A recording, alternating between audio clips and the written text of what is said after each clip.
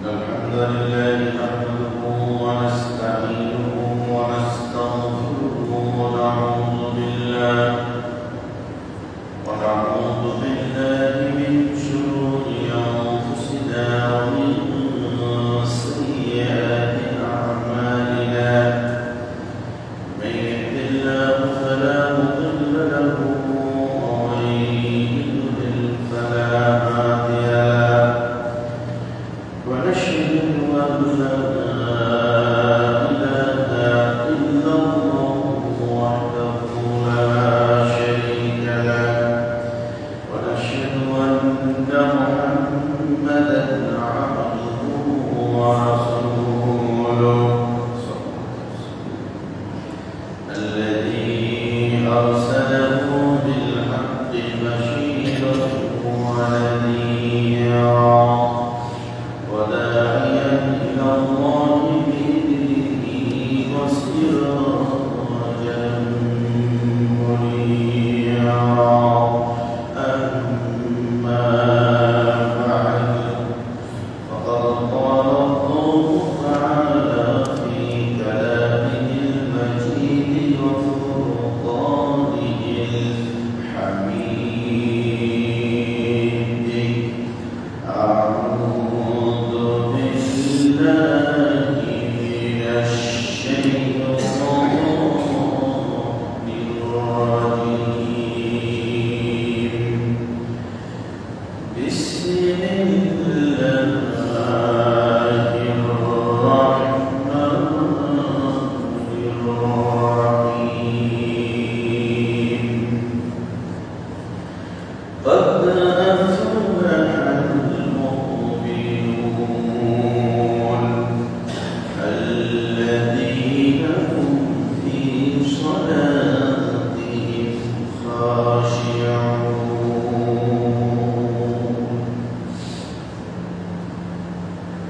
عن جابر رضي الله تعالى عنه قال قال رسول الله صلى الله عليه وسلم بين العبد وبين الكفر ترك الصلاة رواه مسلم যাবতীয় প্রশংসা আল্লাহ রাব্বুল আলামিনের জন্য যিনি বিশেষ মেহেরবানির কারণে পৃথিবীর বুকে সবথেকে উত্তম জায়গা আল্লাহর ঘর মসজিদে আসার সুযোগ দিয়েছি। রব্বুল আলামিন দয়া করে সুযোগ করে দিয়েছেন, এই জন্য আমরা সকলেই বলি আলহামদুলিল্লাহ। অতঃপর দুরূদ ও তাসলিম অবশ্যক হোক সর্বযুগের সর্বকালের সর্বশ্রেষ্ঠ রাসূল মুহাম্মদুর রাসূলুল্লাহ সাল্লাল্লাহু আলাইহি ওয়াসাল্লামের উপর আমরা সকলেই বলি আল্লাহুম্মা সাল্লি আলাইহি আল্লাহুম্মা বারিক আলাইহি। সম্মানিত হাজিরিন, আমি আপনাদের সামনে মহাগ্রন্থ কোরআনুল কারীম সূরাতুল মুমিনুন থেকে 1 নম্বর এবং 2 নম্বর আয়াত তেলাওয়াত করেছি, তার সাথে একটি হাদিস পড়েছি। তেলাওয়াতের আয়াত এবং হাদিসকে সামনে রেখে আজকে খুতবা শেষ করব ইনশাআল্লাহ। ওয়া মা তাওফীকি ইল্লা বিল্লাহ আলাইহি তাওয়াক্কালতু ওয়া ইলাইহি উনীব। সম্মানিত মুসলিম, আমরা ঈদুল আযহা ঈদের কুরবানি শেষ করেছি আলহামদুলিল্লাহ। আল্লাহ রাব্বুল আলামিন মানুষকে সকল সৃষ্টির উপর শ্রেষ্ঠত্ব দিয়েছেন। আশরাফুল মাখলুকাত হলো মানুষ। যে জিনিসের দাম বেশি সেই জিনিসের যত্নটাও হয় বেশি। মানুষের আচরণ আর পশুর আচরণ কিন্তু এক নয়, কিন্তু মানুষের ভিতরে পশুর মতো আচরণ পরিলক্ষিত হয়। যার কারণে রাগ করলে অথবা অন্যায় কিছু দেখলে মানুষ বলে ও মানুষ না, ওটা অমানুষ। কেন? একজন মানুষের ভিতরে যে আচরণ থাকার কথা ছিল, সে আচরণ না থাকার কারণে মানুষ অন্য আরেকজন মানুষকে বলছে অমানুষ। আবার আল্লাহ রাব্বুল আলামিন মানুষের করুণাটা চতুষ্পদ চতুষ্পাদও করেছে। আল্লাহ রাব্বুল আলামিন মানুষের করুণা চতুষ্পদ চতুষ্পাদও করেছে। যেমনটা আল্লাহ রাব্বুল আলামিন সূরা আরাফের ভিতরে বলছেন, লাহুম কুলুবুন লা ইয়াফকাহুনা বিহা ওয়া লাহুম আ'য়ুনুন লা ইউবসিরুনা বিহা ওয়া লাহুম আযানুন লা ইয়াসমাউনা বিহা উলাইকা কাল আনআম। যাদের অন্তর আছে কিন্তু বুঝল না, মানে বোঝার শক্তি আছে, ন্যায় অন্যায়, ভালো মন্দ, সঠিক বেঠিক, এগুলি বুঝার শক্তি আছে, কিন্তু তারা বুঝল না। তাদের দেখার শক্তি আছে কিন্তু তারা দেখে। এই চোখটা দিয়ে আমরা 24টা ঘন্টা যতক্ষণ জাগ্রত তখন দেখতেছি, কিছু না কিছু দেখতেছি। হয় আমি ফ্যান দেখছি, না হয় আমি মোবাইল দেখছি, না হয় আমার ছেলে মেয়েকে দেখছি, নয়তো আমি কোরআন দেখছি, অথবা আমি পত্রিকা দেখছি, অথবা আমি টিভি দেখছি। যতক্ষণ আমি জাগ্রত ততক্ষণ আমার চোখ, আপনার চোখ কিছু না কিছু দেখছে। কোনো মানুষ চোখ বন্ধ করে বসে থাকে না, চোখ খুলেই বসে থাকে। কোনো মানুষ চোখ বন্ধ করে পথ চলে না, চোখ খুলেই চলে। চোখ যেহেতু খোলা, সেহেতু কিছু না কিছু আপনি আমি দেখছি। আল্লাহ বলছেন যাদের দেখার শক্তি আছে কিন্তু দেখলো না, তার মানে আপনি দেখছেন কোনটা? যেগুলি আপনাকে দেখা নিষেধ, যেগুলি দেখার নির্দেশ, যেগুলি আল্লাহ দেখতে বলেছেন, সেগুলি যারা দেখে না। এরপর আল্লাহ বলছেন ওয়ালাহুম আযানুন লা ইয়াসমাউনা বিহা, যাদের শ্রবণ শক্তি আছে কিন্তু শুনে না। কিন্তু মানুষ তো শুনে, 24টা ঘন্টা যতক্ষণ জাগ্রত মানুষ শুনে। কি শুনে? হয় এই কান দিয়ে গান শুনে, অথবা এই কান দিয়ে আপনার নাচ গান বাজনা, হারমোনিয়াম, তবলা এগুলি শুনে, অথবা এই কান দিয়ে কোরআন তেলাওয়াত শুনে, অথবা এই কান দিয়ে ইসলামী সঙ্গীত শুনে, কোনো না কিছু শুনে। তা আল্লাহ বলছেন যে তাদের শ্রবণ শক্তি আছে কিন্তু শুনে না, মানে যেগুলি ভালো, ইসলামের কথা, কোরআনের কথা, হাদিসের কথা, এগুলি শুনে না। এই কাজ যারা করে আল্লাহ বলছেন উলাইকা কাল আনআম, এরা হলো চতুষ্পদ জন্তুর মতো। তাহলে মানুষ, অথচ মানুষের দৃষ্টান্তটা আল্লাহ দিলেন কার মতো? উলাইকা কাল আনআম, এরা হলো চতুষ্পদ জন্তুর মতো। যাদের বুঝার শক্তি আছে বুঝে না, যাদের দৃষ্টি শক্তি আছে দেখে না, যাদের শ্রবণ শক্তি আছে শুনে না, এরা হলো চতুষ্পদ জন্তুর মতো। মানুষ চতুষ্পদ জন্তুর মতো। আবার আল্লাহ রাব্বুল আলামিন মানুষের তুলনা করেছেন আর একটা ভাবে। আল্লাহ বলছেন উলাইকা কাল আনআম। আল্লাহ অন্য জায়গায় বলছেন ইয়াকুলুনা কামা তাকুলুল আনআম, তারা সেভাবে খায় যেভাবে চতুষ্পদ জন্তু খায়।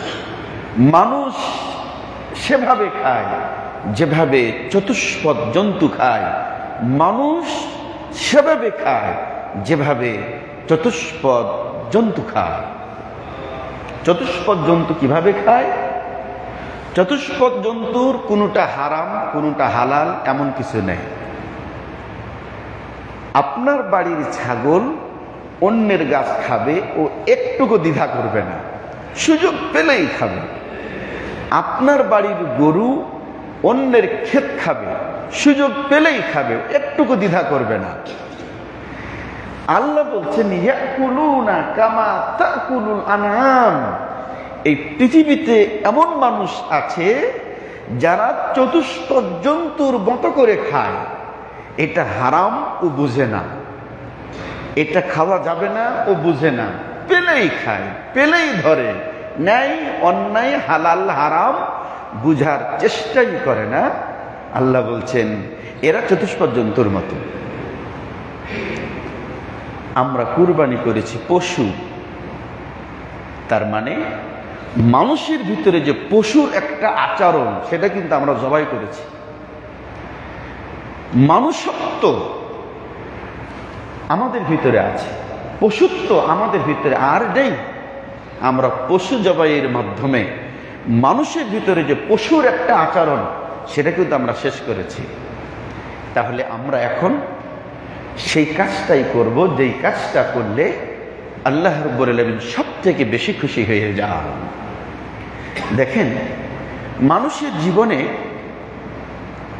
কিছু কিছু বিষয় আছে যেটা করলেও হয় না করলেও হয়, আবার কিছু বিষয় আছে না করলেই হবে না, করতেই হবে। এমন কিছু বিষয় মানুষের জীবনে আছে।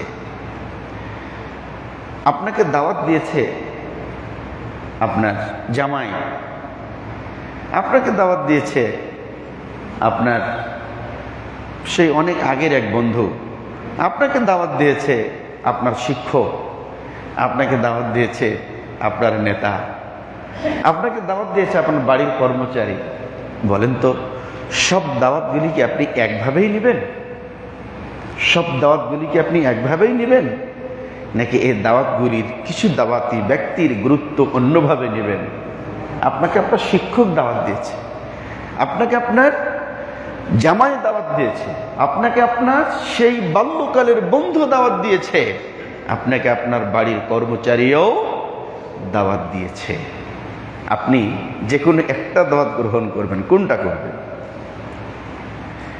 যেটা আপনার কাছে সব থেকে বেশি গুরুত্ব পাবে আপনি তো সেটাই দাওয়াত গ্রহণ করবেন। সবগুলি কি আপনি করতে পারবেন? পারবেন না। আল্লাহ রাব্বুল আলামিন বান্দাকে ইবাদত করতে বলেছেন। আমরা আমাদের পশুত্ব জবাই করেছি, এখন আমরা মানুষ, আমাদের ভিতরে পশুর কোনো আচরণ নেই। তাইলে আমরা এখন ইবাদত করব। কোন ইবাদতটা করব? আমার জীবনে কোন ইবাদতটা বেশি জরুরি? কোনটা করলে আমি আল্লাহর জান্নাত খুব সহজে পাব? কোন ইবাদতের মাধ্যমে আমি আল্লাহর কাছে সব গুনাহ থেকে মুক্ত হতে পারবো? আসামির তালিকা থেকে আমার নামটা কেটে যাবে। আমি কোন ইবাদতটা শুরু করব? আমার জীবনে সব থেকে গুরুত্বপূর্ণ ইবাদতের নাম হলো সালাহ। সব থেকে গুরুত্বপূর্ণ ইবাদতের নাম হলো নামাজ। নামাজের থেকে গুরুত্বপূর্ণ কোন ইবাদত আল্লাহর আসমানের নিচে জমিনের উপরে আর নেই। সব থেকে মূল্যবান এবং আল্লাহর কাছে পছন্দনীয় ইবাদতের নাম হলো কি? সালাহ, নামাজ। যদি কোনো মানুষ নামাজ ছেড়ে দেয় তার জীবনটা মূল্যহীন, তার জীবনে কোনো এক পয়সা মূল্য আল্লাহর কাছে নেই। তাহলে গুরুত্বপূর্ণ ইবাদতের নাম হলো সালাহ। সালাহ, নামাজ, এটা সব থেকে গুরুত্বপূর্ণ ইবাদত। এই কারণে আল্লাহ রাব্বুল আলামিন কোরআনুল কারীমে চমৎকার আলোচনা তুলে ধরলেন।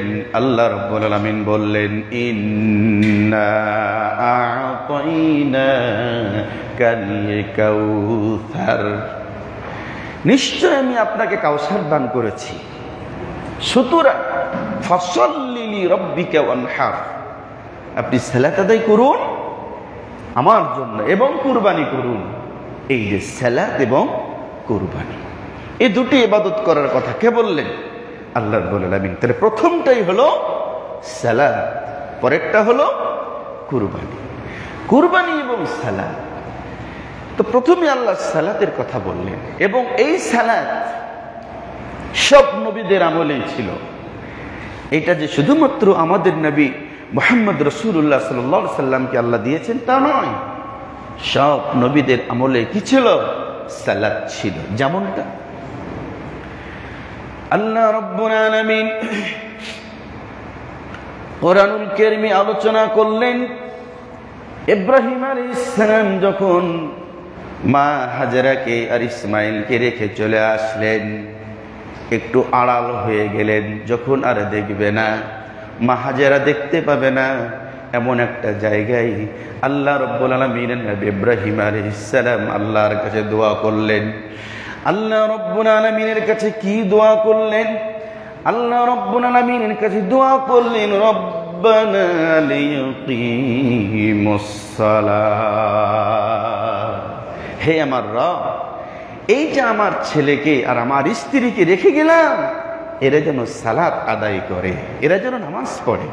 তার মানে নামাজটা এটা শুধুমাত্র আমাদের নবী মুহাম্মদ রাসূলুল্লাহ সাল্লাল্লাহু আলাইহি সাল্লামের উপরই শুরু হয়েছে তা নয়, সব নবীর আমলে কি ছিল?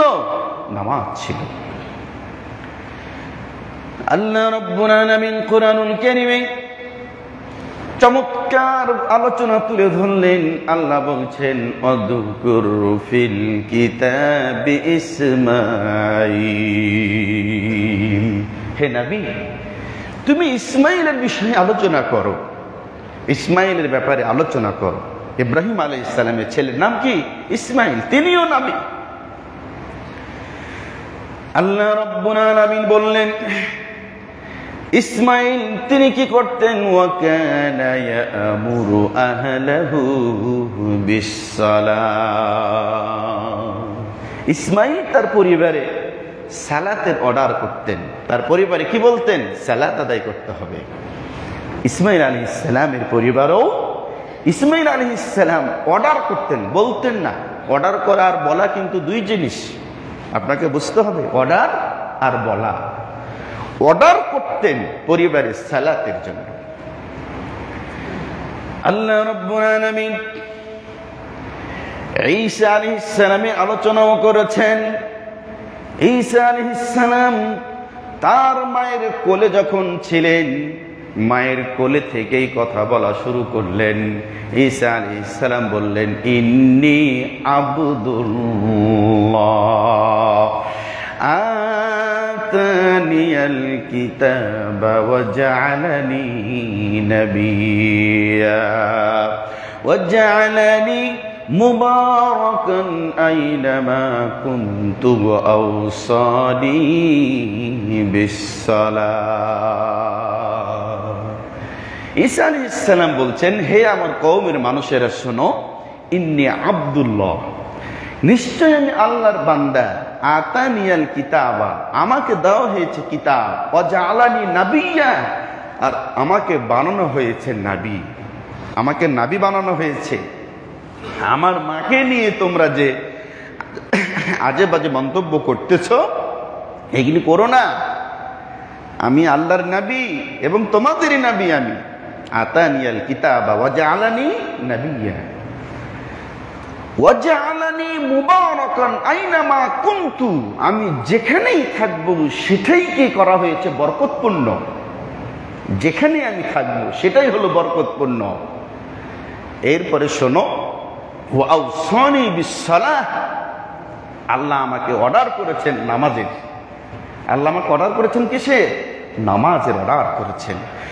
ঈসা আলাইহিস সালাম মায়ের কোলে বসে থেকেই বলছেন যে আল্লাহ আমাকে বলেছেন কিসের? নামাজের অর্ডার করেছেন। এবার আসেন আমাদের নবী মুহাম্মদুর রাসূলুল্লাহ সাল্লাল্লাহু আলাইহি ওয়াসাল্লাম কেউ আল্লাহ রাব্বুল আলামিন অর্ডার করলেন। আল্লাহ বললেন, ওয়া আমুরু আহলাকা বিসসালাহ, হে নবী তুমি তোমার পরিবারে অর্ডার করো সালাতের, নামাজের। তোমার পরিবারও কি করো, অর্ডার করো কিসে? নামাজ। আল্লাহ রাব্বুল আলামিন প্রথম দিকেই যখন কোরআন নাজিল করলেন, আল্লাহর নবী মুহাম্মদুর রাসূলুল্লাহ সাল্লাল্লাহু আলাইহি ওয়াসাল্লাম ভয় পেয়েছিলেন।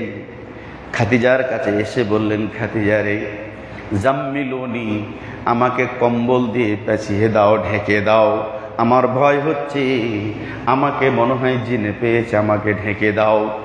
কম্বল দিয়ে পেঁচিয়ে দেওয়া হলো, কম্বল গায়ে দিয়ে নিলেন, পুরোটাকে ঢেকে ফেললেন। আল্লাহ রাব্বুল আলামিন বলছেন, নবী কম্বল গায়ে দিয়ে থাকবে এটা তো চলবে না, কুমিল লাইলা ইল্লা কালিলা, কুমিল লাইলা ইল্লা কালিলা, রাতের কিছু অংশ দাঁড়িয়ে ইবাদত করো, নিসফাহু আবিনকুস মিনহু কালিলা, রাতের অর্ধেক অথবা কম অথবা একটু বেশি ইবাদত করো, নামাজ পড়ো, দাও তোমার রবকে ডাকো। কম্বল গায়ে দিয়ে থাকবে এই জন্য তোমাকে নবুয়ত দেওয়া হয়নি। তাহলে নামাজ, সকল নবীর আমলে এই নামাজ ছিল।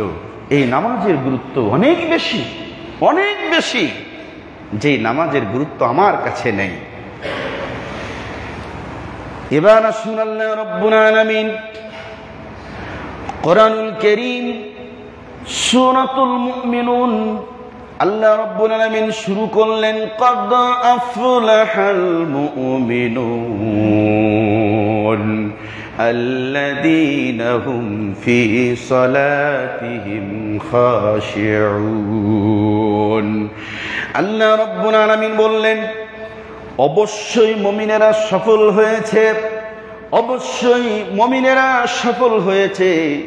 এরা কোন মুমিন, এরা কারা? আল্লাহ বলছেন, আল্লাযীনা হুম ফী সালাতিহিম খাশিউন, যারা ভীতি নিয়ে, ভয় নিয়ে সালাত আদায় করেছে।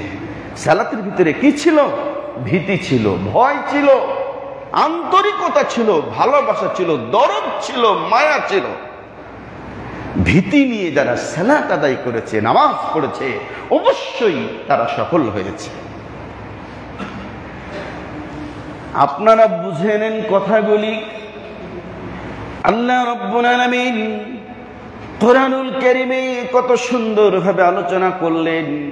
সূরাতুল আনফাল ৩ নম্বর আয়াত, আল্লাহ বলছেন, আল্লাযীনা ইউকিমুনাস সালাতা ওয়া মিম্মা রাযাকনাহুম ইউনফিকুন, যারা সালাত কায়েম করে, যারা সালাত আদায় করে, আর আমার দল সম্পদ থেকে যারা দান করে। সালাত আর দান দুইটা ইবাদতের কথা আল্লাহ বললেন। বলার পরে আল্লাহ বলছেন, উলাইকা হুমুল মুমিনুনা হাক্কা, এরাই হলো প্রকৃত মুমিন। এরাই কি প্রকৃত মুমিন? যারা সালাত কায়েম করে এবং আমার দেওয়া সম্পদ থেকে যারা দান করে, এরাই হলো প্রকৃত মুমিন, এরাই জান্নাতে যাবে। এদের সম্মান অনেক বেশি যারা সালাত আদায় করে এবং দান করে। সালাতের গুরুত্ব কত বেশি আপনাদের কাছে আমি বলছি, শুনে রাখেন, কথাগুলি বুঝে নেন। আল্লাহর নবী মুহাম্মদুর রাসূলুল্লাহ সাল্লাল্লাহু আলাইহি ওয়াসাল্লাম জীবনের শেষ মুহূর্তেও সালাত আদায় করলেন।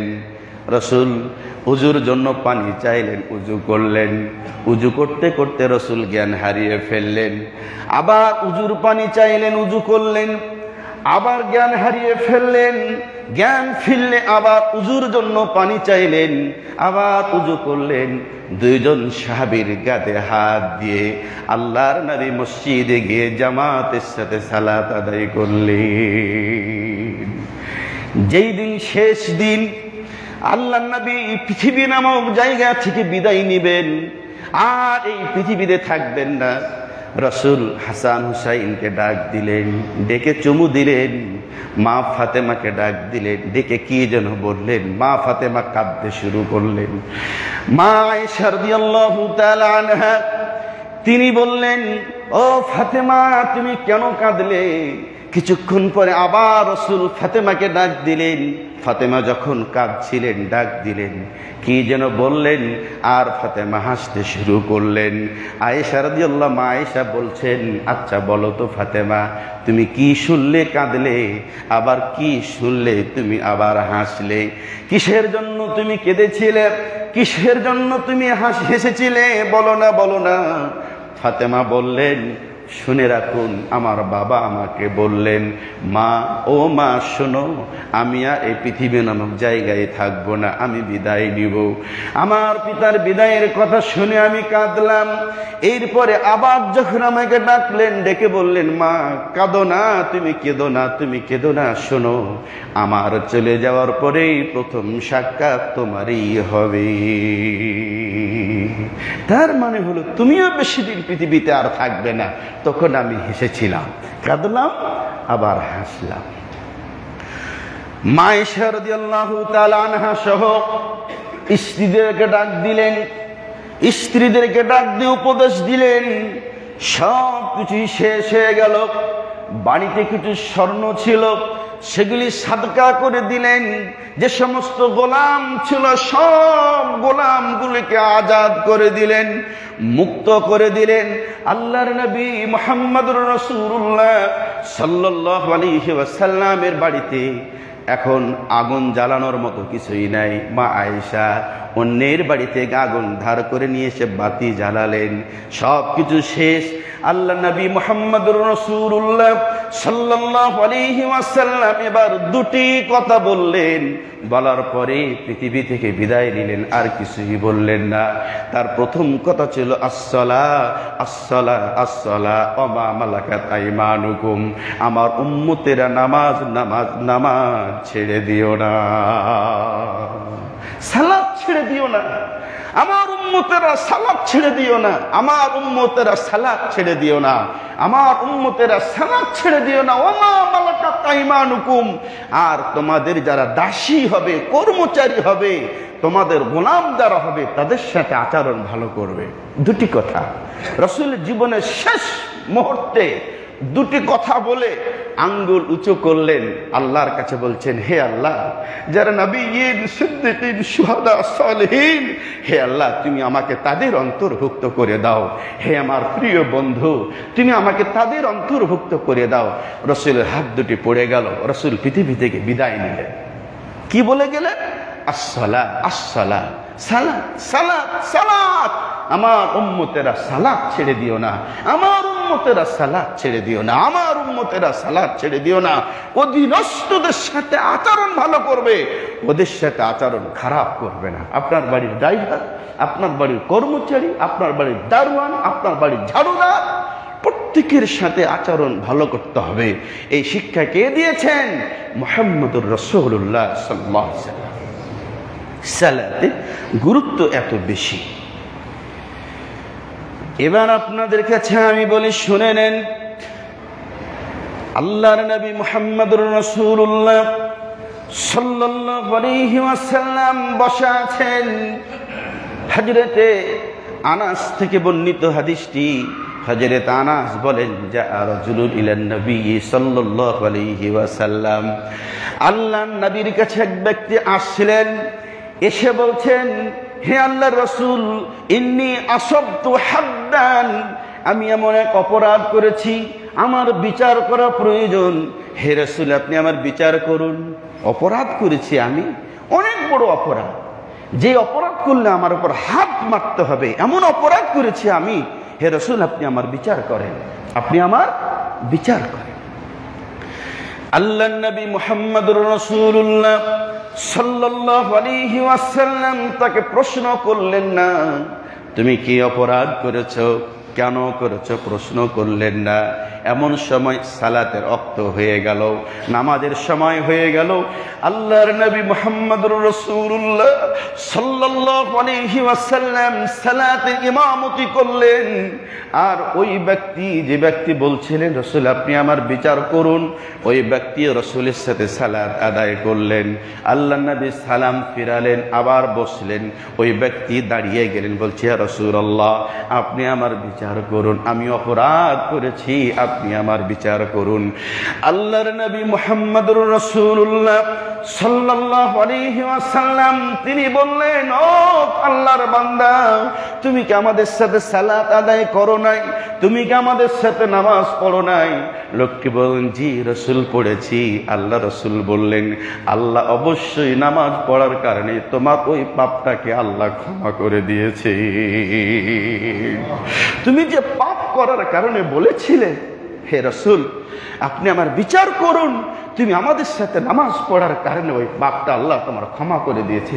যাও, আল্লাহ তোমাকে মাফ করে দিয়েছেন সালাত আদায় করার কারণে।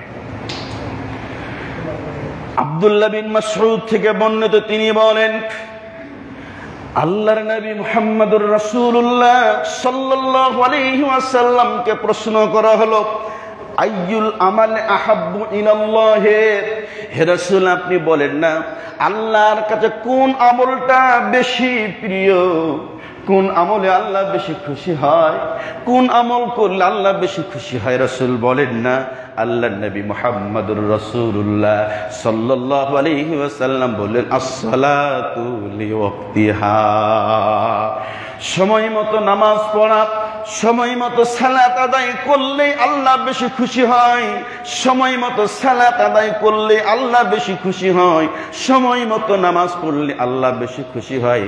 থুম্মা আইয়ু, এরপরে বলছে রাসূল এরপরে কোনটি? সালাতের পরে কোনটি? রাসূল আপনি বলেন না সালাতের পরে কোন আমলটি করলে আল্লাহ বেশি খুশি হয়?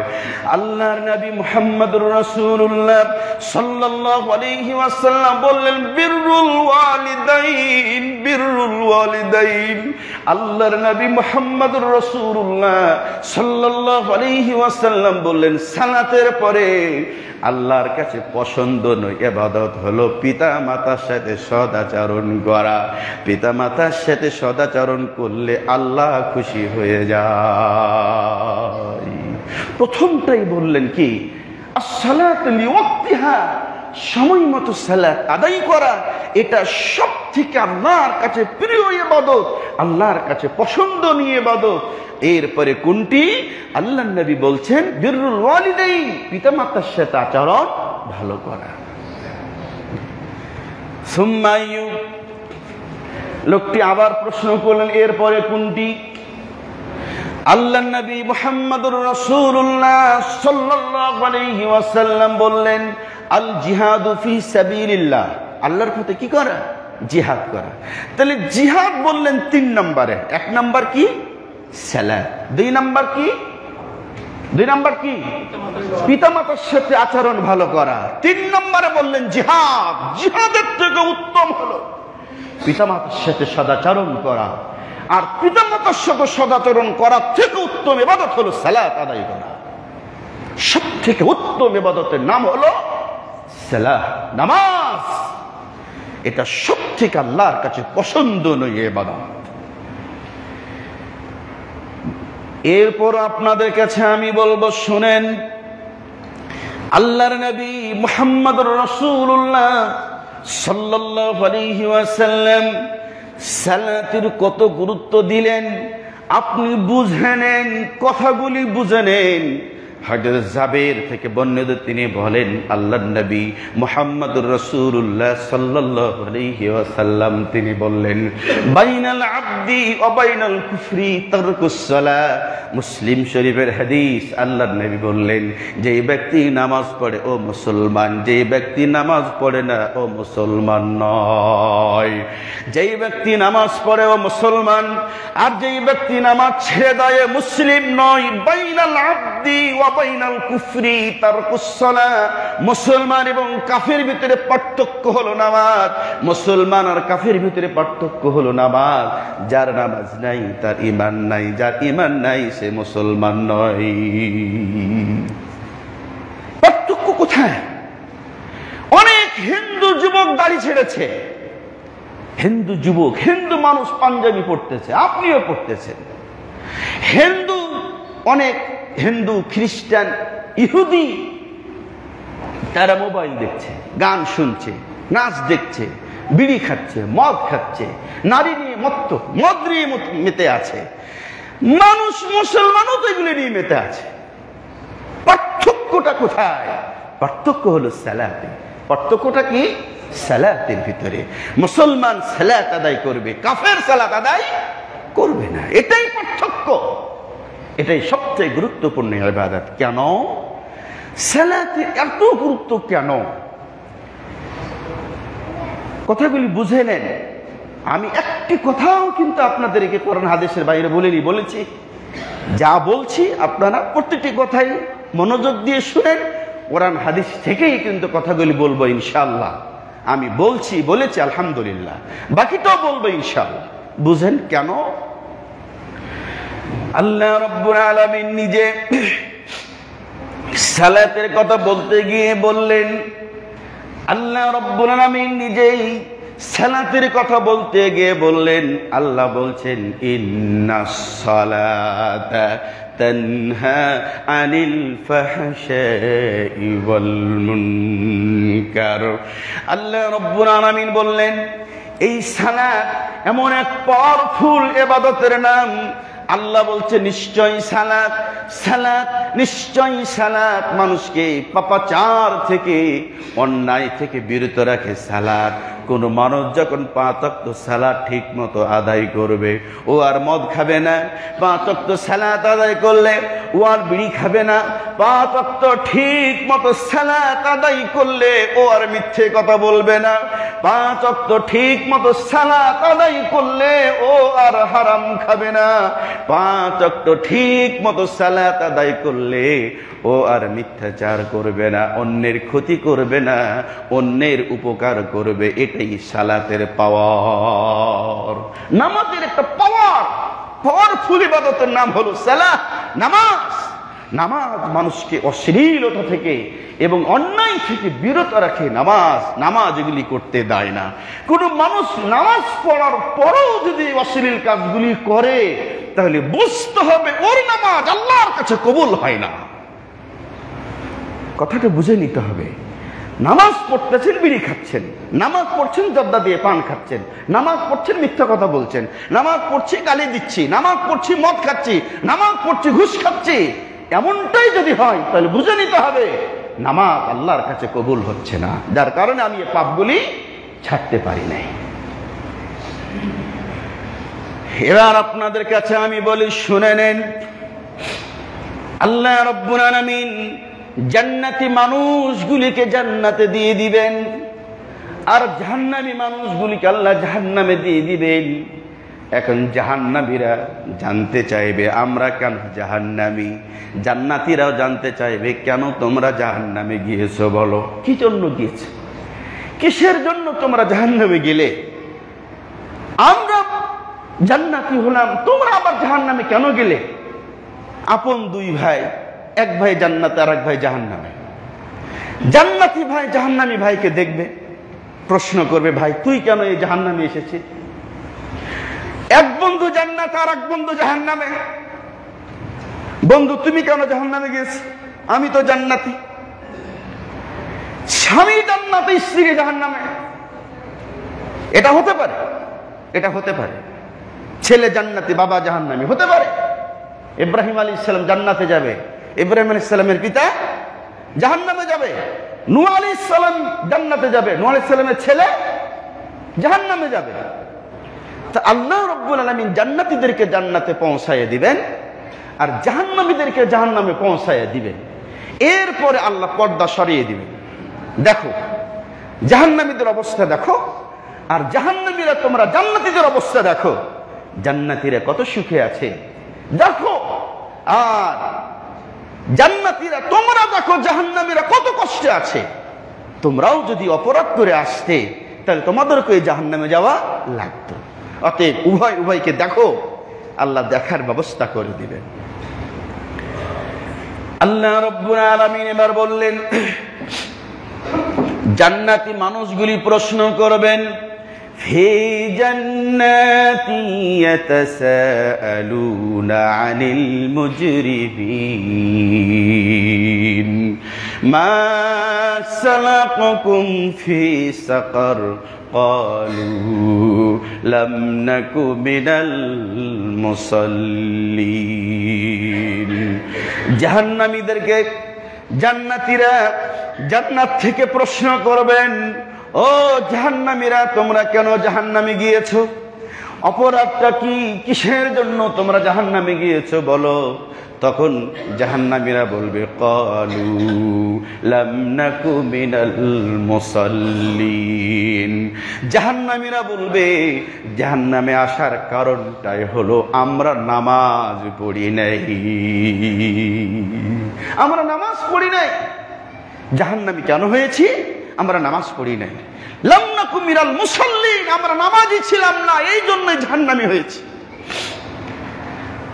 জাহান্নামে যাওয়ার যতগুলি কারণ, তার প্রধান কারণ হলো নামাজ না পড়া।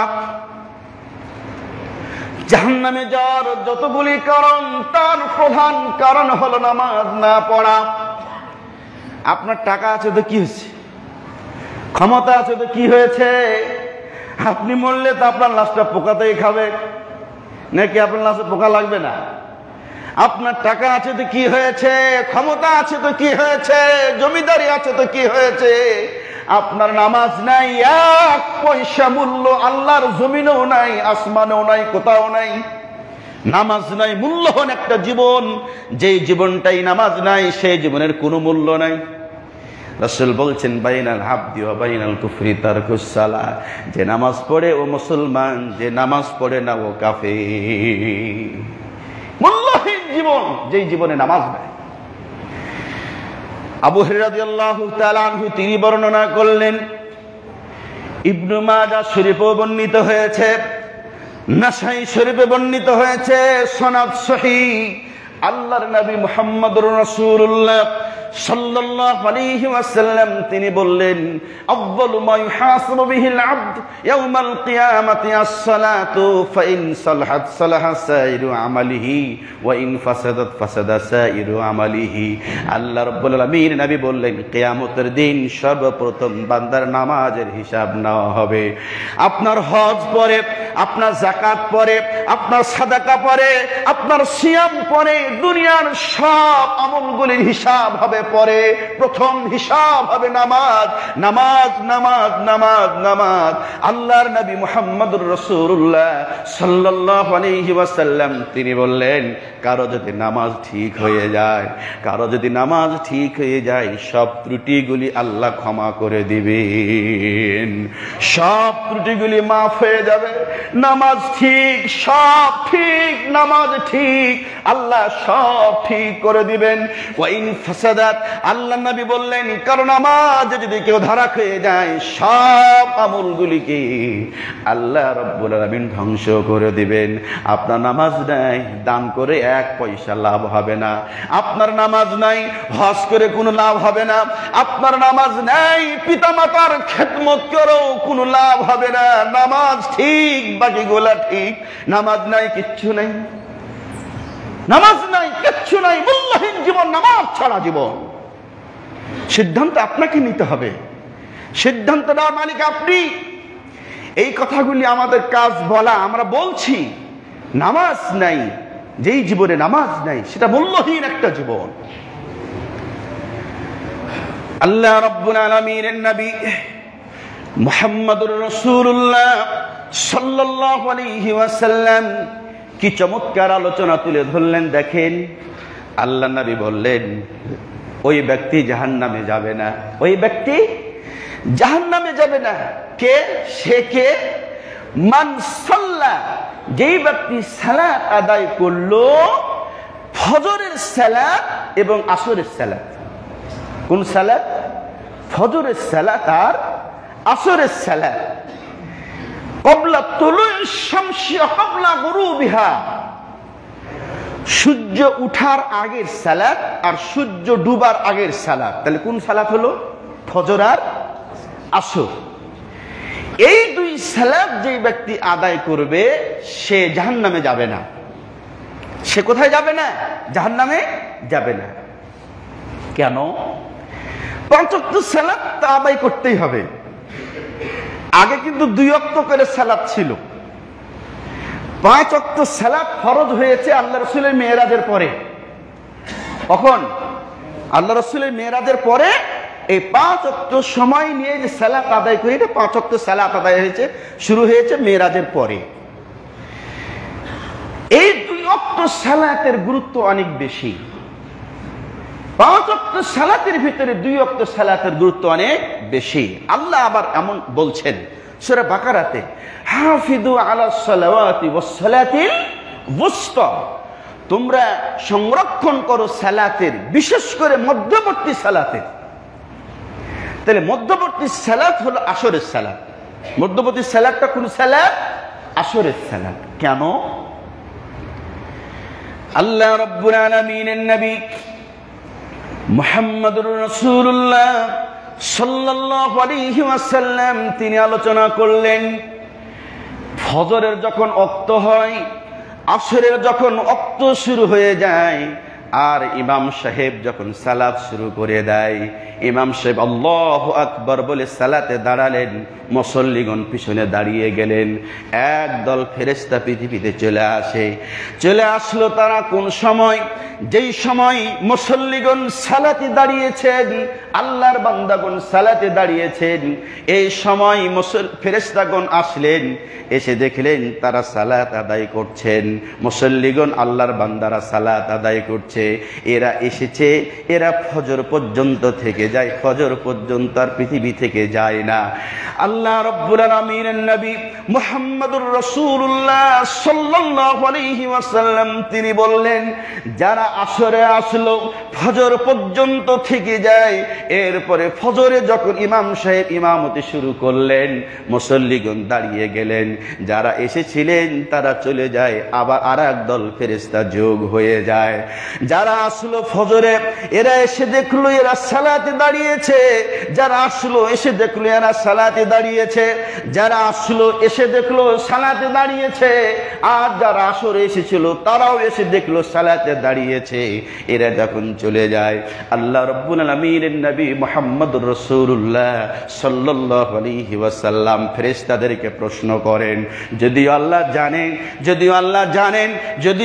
জানেন, এরপরও আল্লাহ রাব্বুল আলামিন প্রশ্ন করেন, ফেরেশতারা বলো তো, পৃথিবীতে তোমরা যখন গিয়েছিলে, আসরের রক্ত যখন হলো তোমরা গেলে, তখন আমার বান্দাদের কি অবস্থায় পেয়েছিলে তোমরা বলো। ফেরেশতারা বলে, রব্বুল আলামিন পৃথিবীতে গেলাম, দেখলাম তোমার বান্দারা সালাতে দাঁড়িয়েছে, আমরা গিয়ে দেখলাম তারা সালাতে দাঁড়িয়েছে। আল্লাহ আবার প্রশ্ন করেন, আচ্ছা তোমরা যখন পৃথিবী থেকে চলে আসলে, পৃথিবী নামক জায়গা যখন ছেড়ে চলে আসলে, তখন আমার বান্দাদেরকে কি অবস্থায় ছেড়ে এসেছো? তখন তারা আবার বলে, রব্বুল আলামিন আমরা যখন পৃথিবী নামক জায়গা থেকে চলে আসলাম, তখনও দেখলাম তোমার বান্দারা সালাত আদায় করছে। আল্লাহ জানেন, এরপরও ফেরেশতাদেরকে প্রশ্ন করেন, তোমরা গিয়েছো কি অবস্থায় পেয়েছো?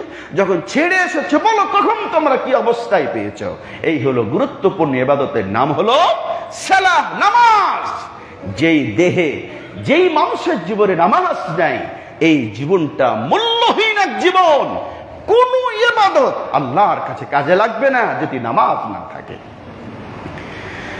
আল্লাহ রাব্বুল আলামিন কোরআনুল কারীম সূরাতুল বাকারাতে আবার বললেন, আল্লাহ সাহায্য চাইতে বললেন, আপনি কি চাইবেন? যা দরকার আল্লাহর কাছে চাইবেন। আল্লাহর নবী বলছেন, ইদা সাআলতা ফাসআলিল্লাহ, যখন তুমি চাইবে আল্লাহর কাছে চাও, যা দরকার আল্লাহর কাছে চাও। আল্লাহর নবী বললেন, তোমার স্যান্ডেলের জুতাও যদি ছিঁড়ে যায়, আল্লাহর কাছে চাও, আল্লাহর কাছে চাও। স্যান্ডেলের ফিতা ছিঁড়ে গেল, আল্লাহর কাছে চাও, কারণ আল্লাহর কাছে চাইলেই আল্লাহ খুশি হয়ে যায়। আল্লাহ রাব্বুল আলামিন চাইতে বললেন কিভাবে?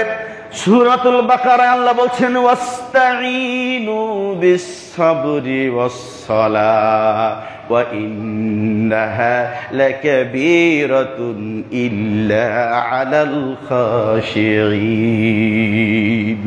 আল্লাহ বলছেন তোমরা সালাতের ভিতরে, নামাজের ভিতরে ধৈর্য সহকারে, নামাজের ভিতরে ধৈর্য সহকারে আমার কাছে সাহায্য চাও। যা প্রয়োজন আপনার, যেটা দরকার আল্লাহ চাইতে বললেন কোথায়?